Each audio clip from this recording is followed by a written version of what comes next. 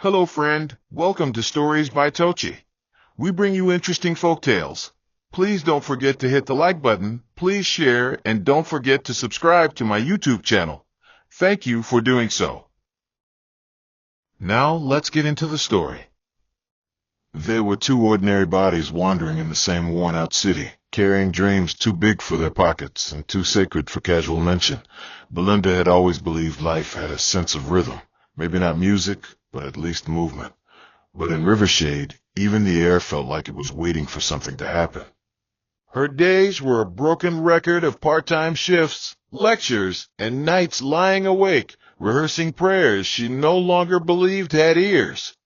Matthew, on the other hand, was the kind of man who spoke less but looked like he carried stories behind his eyes.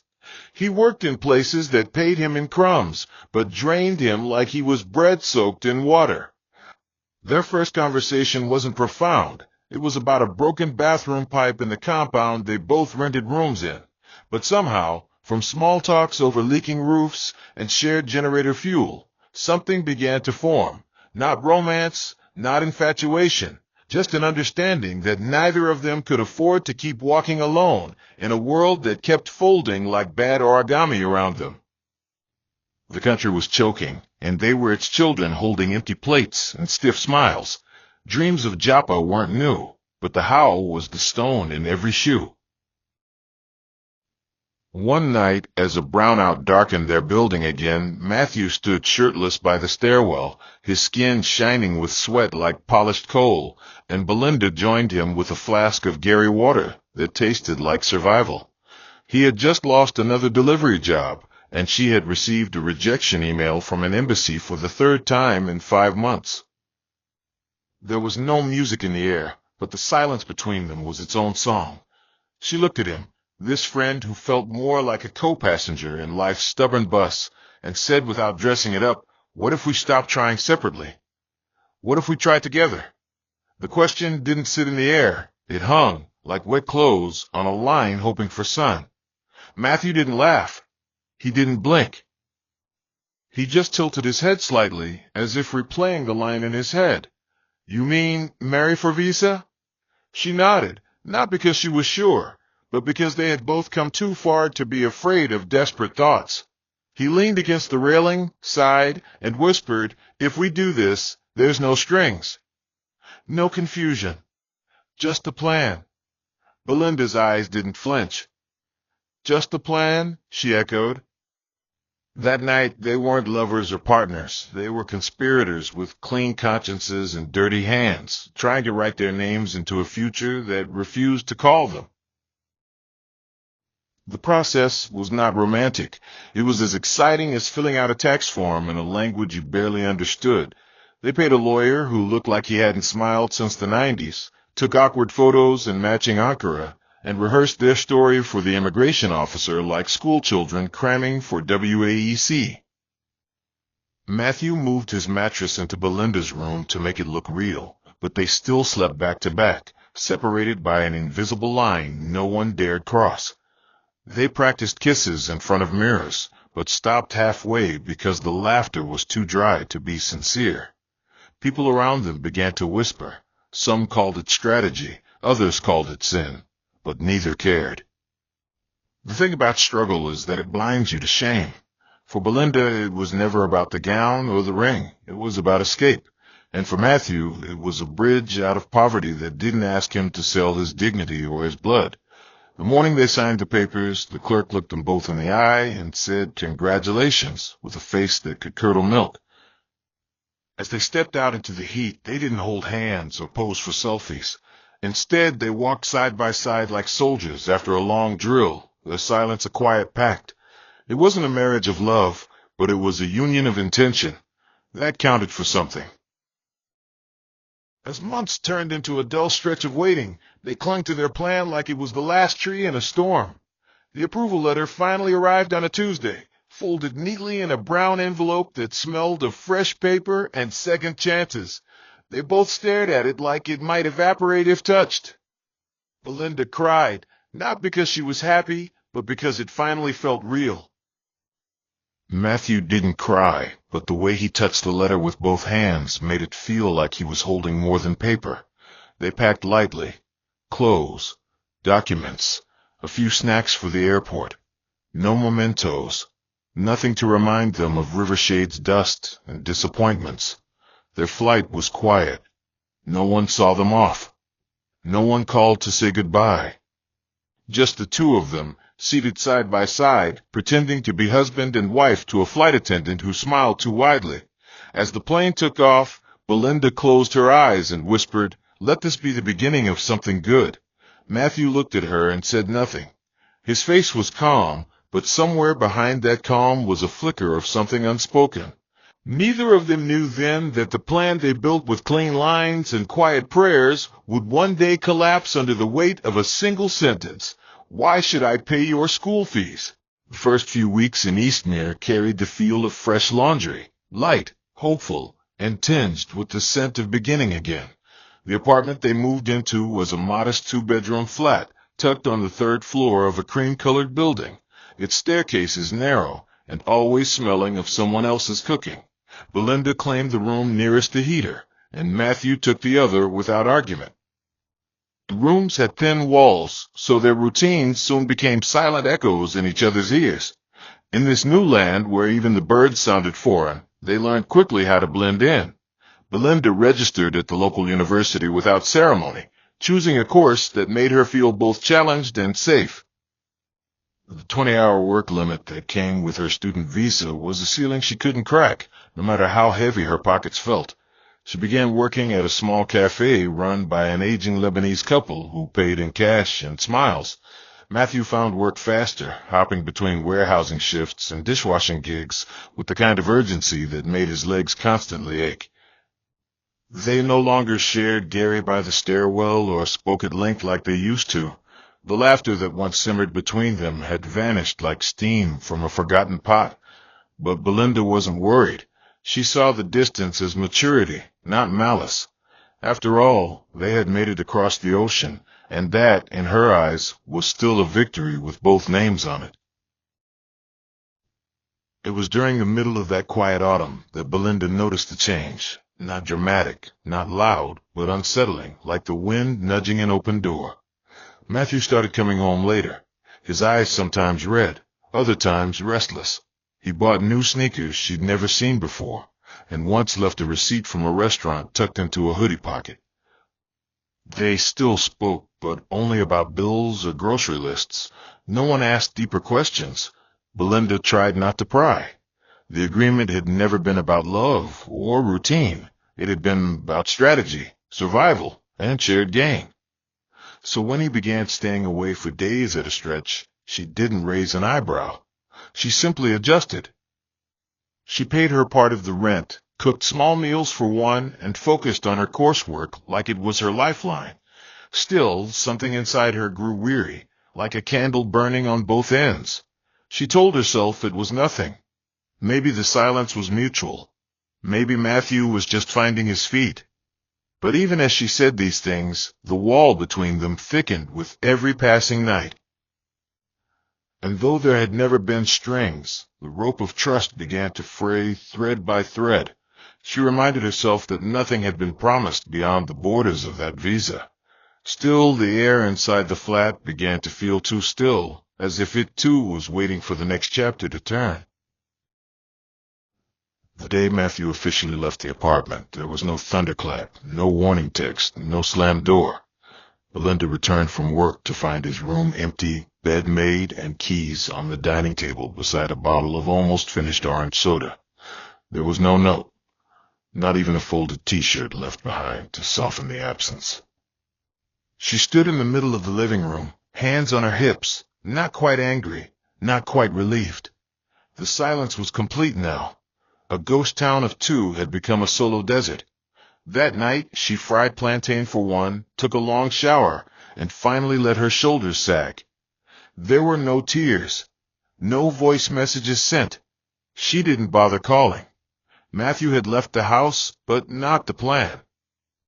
At least, that's what she told herself as she pulled her tuition invoice from the drawer and began highlighting figures with a yellow marker. The agreement had always been simple. She would manage her student hours, and Matthew, with his full work rights, would bridge the gap when it came to tuition. It wasn't a handout, it was a shared investment. She was the student, yes, but they both stood to benefit. A certificate in her hand was an anchor for both of them, or so she thought. That night she fell asleep with the printed invoice resting on her chest like a second heartbeat, steady and expectant. Days folded into weeks, and the tuition deadline began to inch closer like a shadow creeping under a locked door. Belinda had done her part, paid the deposit, bought her textbooks, showed up at class like someone preparing for war. She texted Matthew once. No response. Twice. Still silence. Then finally, a reply with 3 words, "We'll talk soon." It was a message as vague as a politician's promise, but she held on to it like a raft in a flood. When the conversation finally happened, it was on a rainy Tuesday afternoon. Matthew had texted her a time and asked if he could come by. She cleaned the apartment, not for him, but because it helped her feel in control.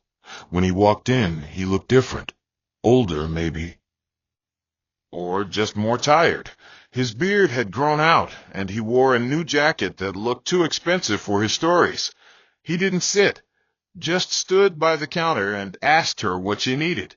She handed him the invoice, spoke calmly, reminded him of the plan they had drawn up under the Nigerian night sky. His face shifted as she spoke, but his eyes stayed still.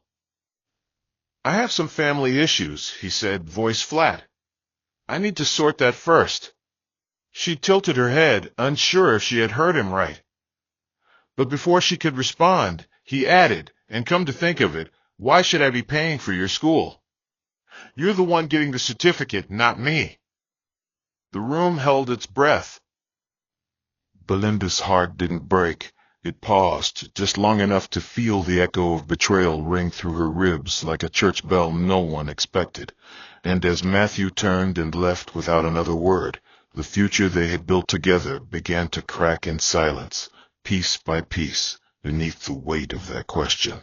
Belinda sat alone at the edge of her bed long after Matthew had gone, her fingers clasped like a broken bridge across her lap, the invoice still trembling in her hand like a leaf too proud to fall. It wasn't his departure that stunned her. He had moved out long ago in spirit, but the sheer boldness of his words, the cold logic behind them, like he had taken a red pen and slashed through a promise they had once folded into the creases of survival.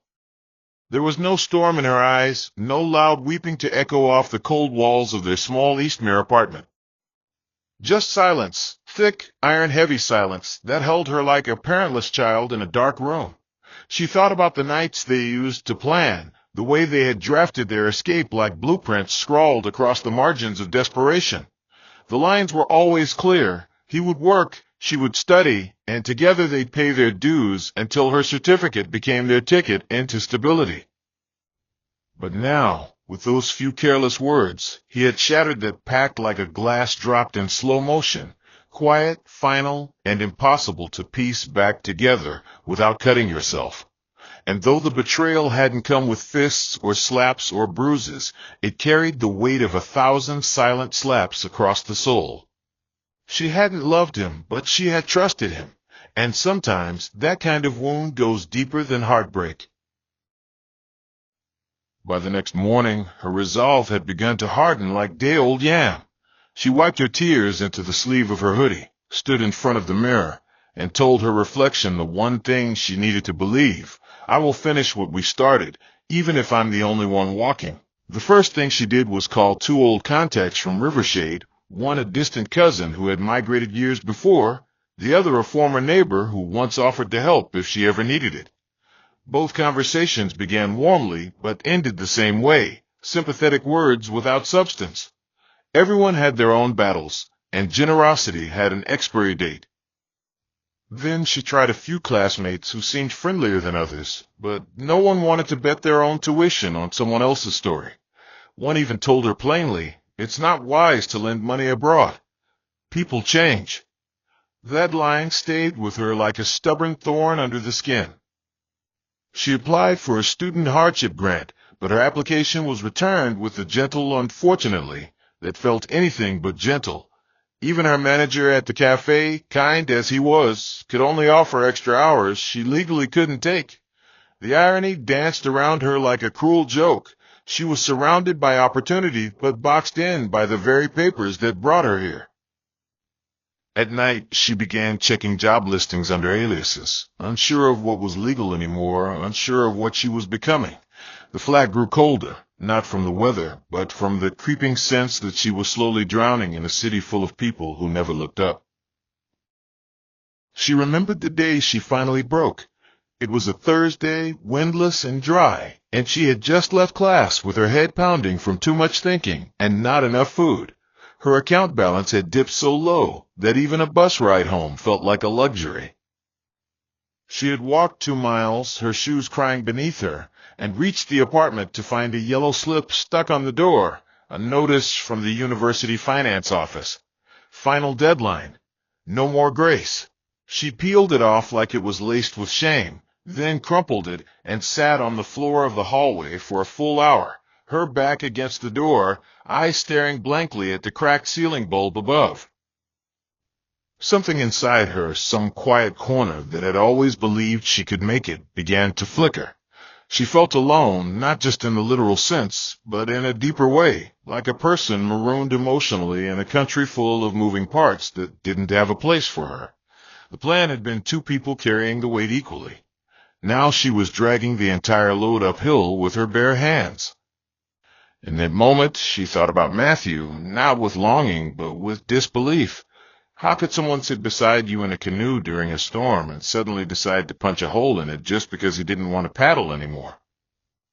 Her face remained blank, but inside her chest, something had cracked wide open. Not hope, not despair, but a decision that this story could not end with her begging or borrowing again.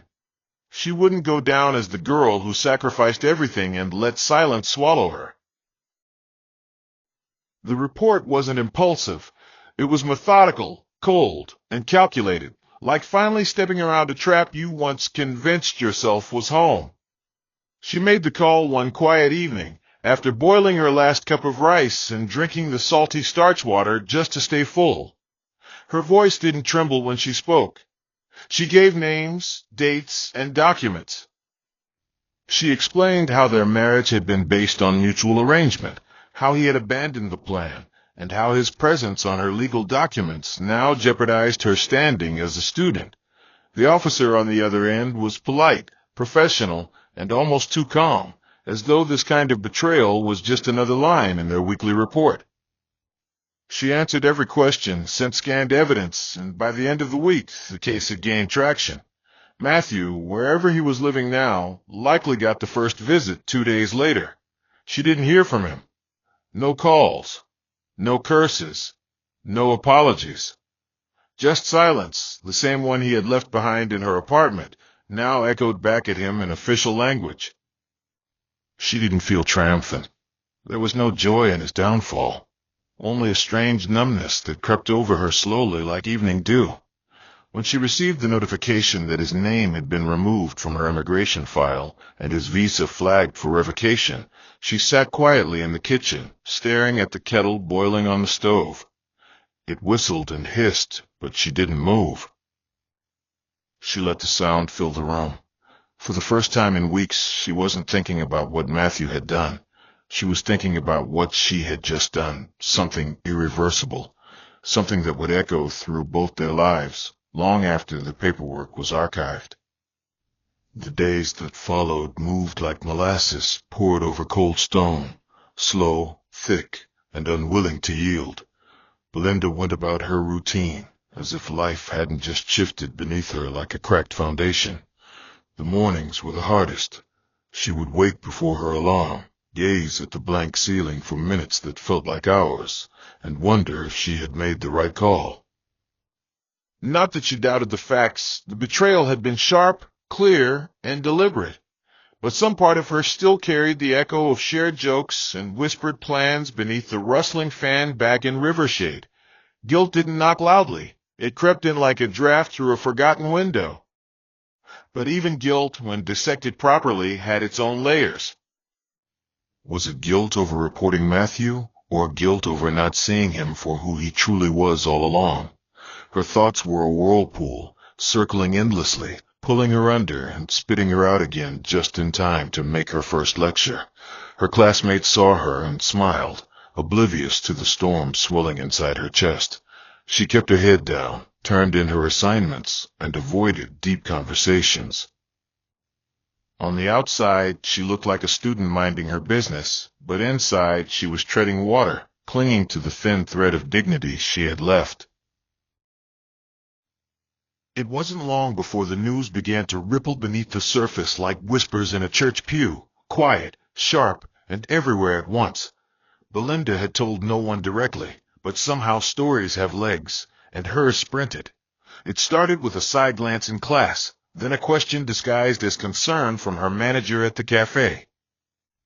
"Hope everything's okay with your housemate," he had asked, stirring sugar into tea that didn't need it. She smiled, the kind of smile you wear when someone asks how your funeral went. Then came the longer stares, people piecing together timelines, calculating their own risks, wondering how someone so quiet could make a move so loud. Some students pulled closer, impressed by what they now saw as backbone. Others stepped away, wary of a girl who could remove a man from a country with nothing but her words and a folder of receipts. Belinda didn't flinch, not because it didn't sting, but because she had reached a point where survival was louder than shame. She moved with the poise of someone who had learned not to explain herself to people who hadn't paid a fraction of her cost. Eastmere had become a city of thin veils, everyone pretending, everyone performing. And while others wore masks of joy, she wore her silence like armor, only lowering it in the privacy of her room where the kettle hissed, and her journal became her therapist. One Sunday evening, the kind that stretches its arms across the sky in muted oranges and thoughtful blues, she found herself seated at the park bench behind her apartment complex. It was the only place she could sit without pretending to be okay. The bench was old, its paint peeling like memories overstayed, and a small crack ran through its center like a scar that refused to heal. She traced it with her fingers as the sky changed above her.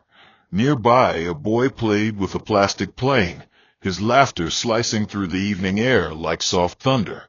For a brief moment she allowed herself to imagine what her life might have looked like if the plan had held, if Matthew had kept his end, if trust had not been broken like a biscuit dropped on wet ground. But thoughts like that were dangerous. They could trap you in the land of what-ifs until you forgot how to walk in what is.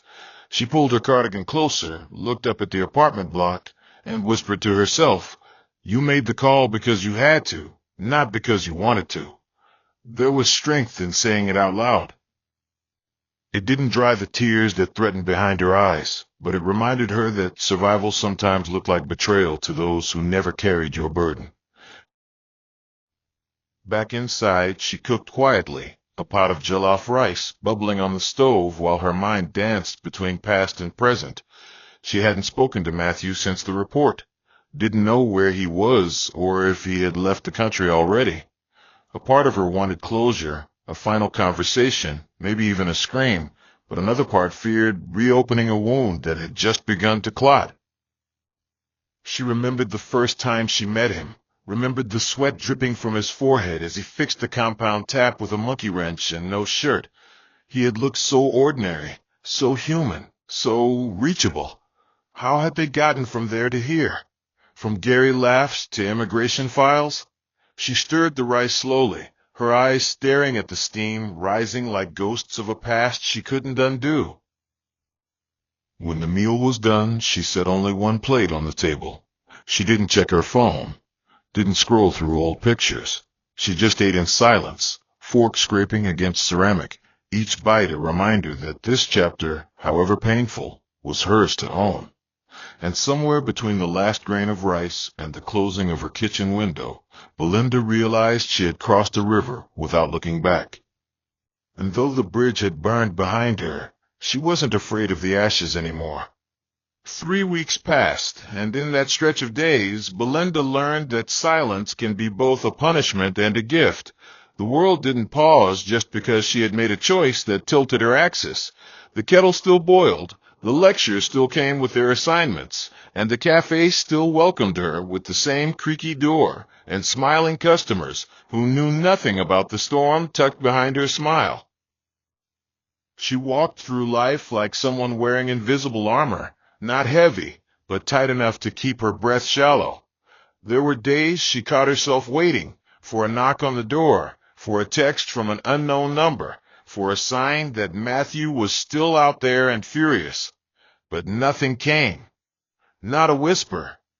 Not even a mutual acquaintance pretending to ask about her welfare. The silence settled over her life like dust in an abandoned chapel, sacred and sad. One evening, while folding her laundry, she found a black t-shirt tucked deep in the corner of her wardrobe, his. It still smelled faintly of old cologne and palm oil. She stared at it for a long time before stuffing it into a paper bag and tossing it in the bin without flinching. Some chapters don't close with slamming doors. They close with quiet acts of detachment that feel like closing your own wound with needle and thread, no anesthesia. She started walking more, not to go anywhere in particular, but to stretch her body away from the mental walls closing in. Eastmere was full of streets that didn't look alike, neighborhoods with names that tasted foreign on the tongue, and parks filled with strangers who never asked questions. It was during one of these evening walks that she stumbled into a poetry reading at a tiny bookstore near the library district. She stood outside at first, listening to the muffled voices and clapping that came through the walls like distant thunder. Something pulled her in, not curiosity, but a hunger to hear someone else's sorrow wrapped in prettier words. The room was dim, the kind of lighting that begged you to feel something, and she found a chair near the back. A young woman stood on the small stage, barefaced and barefoot, reading a piece about betrayal dressed in metaphors that made Belinda blink slowly. Every line felt like a mirror. He carved promises on my back and walked away before the ink dried. The applause that followed was polite, but Belinda's heart was thumping like it had just heard its own story in another voice. When it was over, she left without speaking to anyone, but she walked home with her shoulders a little lighter. It didn't heal her, but it told her she wasn't the only one nursing wounds too personal for Instagram captions. By the middle of the month, her tuition was fully settled, and the school emailed her a receipt that she read like a love letter. It hadn't come easily. She'd worked late shifts, cleaned homes on Saturdays through a friend of a friend, and even helped a local artist catalog her paintings for a cash reward. The money came in fragments, coins, bills, digital transfers, but together it formed a life raft. Paying it off gave her a small victory, the kind that doesn't come with a party, but still tastes sweet. She didn't celebrate outwardly. No selfies. No wine. She simply knelt by her bed and whispered a thank you into the floor. That night, she opened her journal and wrote everything she couldn't say aloud, not for the world, but for the version of herself that needed to be reminded that surviving didn't mean forgetting. She wrote about the plan, about Matthew, about the way people change when pressure presses them into corners. She didn't call him names, didn't curse him. She simply wrote what happened. Paper doesn't argue, it absorbs. And as she closed the cover of her journal, she knew that though she might never get the apology she deserved, she had done something that mattered. She had stood up for herself when it would have been easier to fold. That was the thing with betrayal. It leaves scars, but it also uncovers strength you didn't know you had until silence forced you to find your voice. There was a Saturday in late spring when Eastmere wore the sun like a new garment, bright, boastful, and too loud for anyone to hide beneath. Belinda was sitting outside the cafe during her break, sipping cold tea with a slice of lemon floating like a lazy thought. Her phone buzzed, and she glanced at it, expecting nothing. But what she saw made her heart stutter for a brief second. An email from Immigration Services. Not urgent, not alarming. Just a subject line that read, Final Status Update, Matthew Crane. She clicked it open, her fingers steady but her chest blooming with unease. The message was short. He had left the country 2 days ago. His name had been permanently expunged from her legal records, and there would be no further action required on her part. That was it. No further explanation. No sense of finality dressed in sentiment. Just legal closure served plain, like cold yam. She reread the email 3 times, not because she didn't understand, but because she needed to believe it was real. She deleted it without hesitation, tossed her phone into her bag, and looked out into the sunlit street. People walked by, cars hummed, the sky remained indifferently blue. And in that moment Belinda smiled, not wide, not giddy, but a small curl of the lips that meant I'm still here. She picked up her tea and drank it slowly, one sip at a time, as if to remind the world that her story hadn't ended, it had simply learned how to begin again. The first real laughter Belinda let out came one cool evening when she was rearranging the books on her tiny shelf, trying to make space for 2 second-hand novels she had picked up from the church bookstore down the street. The laughter wasn't loud or manic, it was quiet, sudden, and left her surprised at the sound of her own joy. It rose from her throat like a forgotten tune rediscovered after years in silence. That day had been long, full of back-to-back classes and customers with the kind of impatience that could wrinkle your soul. But somehow, as she folded the paper receipt she found tucked inside one of the books, a receipt dated almost a decade ago, something about that small forgotten detail felt like a wink from time itself. She didn't know who the person was that had once owned that book, but she imagined they, too, had passed through a valley and found their way to laughter again. The room was dim, her tea already gone cold, and yet she felt a warmth stretch through her chest, not from outside, but from something steady growing inside her. She hadn't noticed when the hurt had started fading, like the way you don't realize it's dawn until the darkness begins to blink. It wasn't that she had forgotten the pain. Pain like that doesn't vanish. It simply changes shape, but now it no longer led her by the throat. It followed quietly, obedient, like a lesson already learned. By now, Belinda had carved a rhythm in Eastmere that no longer carried the ghost of Matthew. She woke early, made her own tea with ginger, and sometimes walked the extra blocks to school just to hear the crunch of leaves beneath her shoes. She took on a mentorship role in the university support group for international students, not because she felt whole, but because she understood the kind of loneliness that could bury you in plain sight. There was a girl named Talia who reminded her of herself during her first few weeks in the country, bright-eyed but lost in translation, carrying too many dreams and a heart too tender for disappointment. One evening after a meeting, Talia stayed behind and asked if it was okay to cry. Belinda didn't say anything profound, just handed her a tissue and sat beside her as the girl wept quietly. When Talia whispered, "I don't think I'll survive this place," Belinda smiled softly and said, "Then let's survive it together."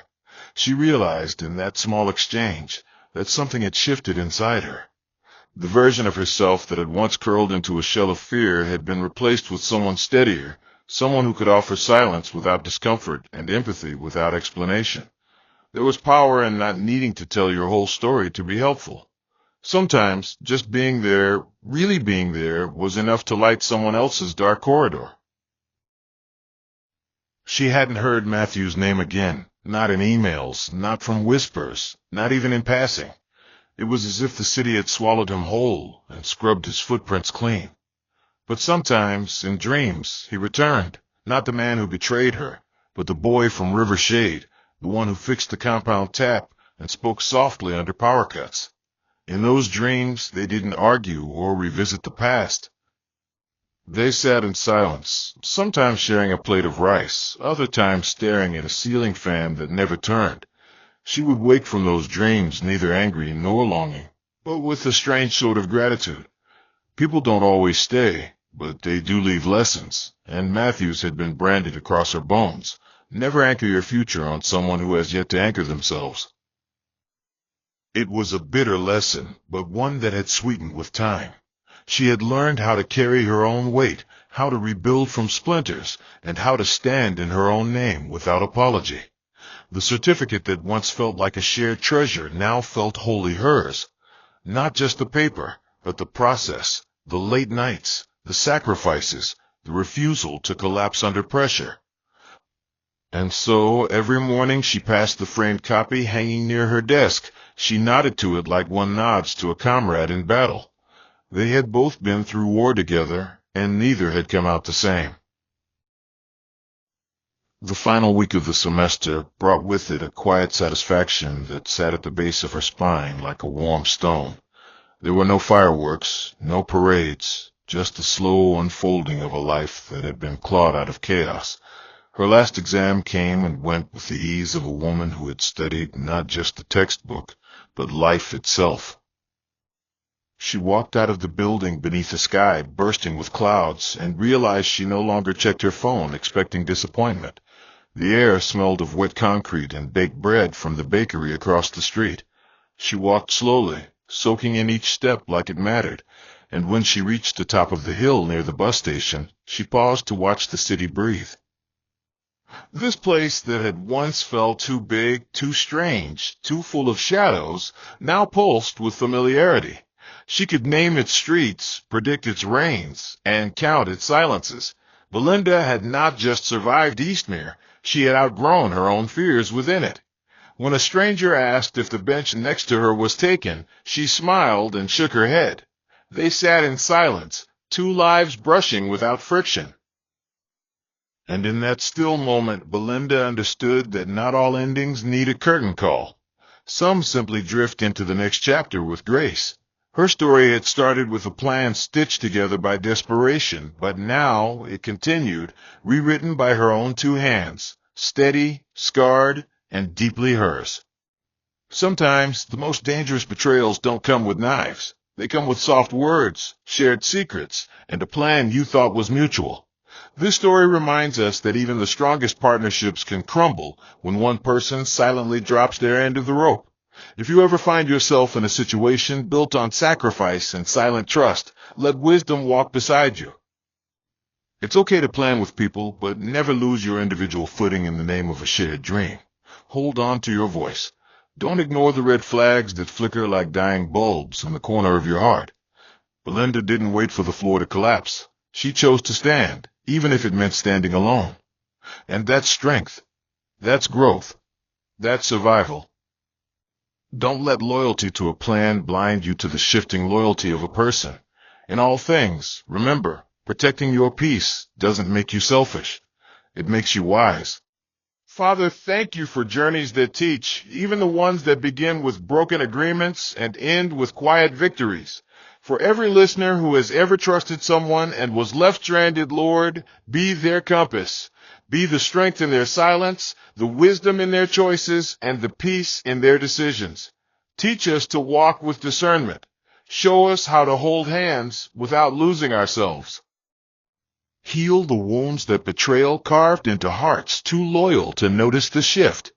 And when it feels like the road ahead is lonely, remind us that your presence fills the gaps people leave behind. Just like you helped Belinda rise above the wreckage of shattered plans, help us step into our own resilience. Let us never trade our voice for comfort or shrink ourselves to fit someone else's shadow. Bless every listener with clarity that doesn't confuse noise for love. May they find the courage to rewrite their stories, even if it means starting from the ashes. In every hard place, plant new grace. In every closed door, whisper peace. In every broken bond, rebuild identity. And when we say amen, let it echo not just as a word, but as a rising. Hope you enjoyed this interesting story. Please don't forget to like, share, and subscribe to my channel. See you again in my next story.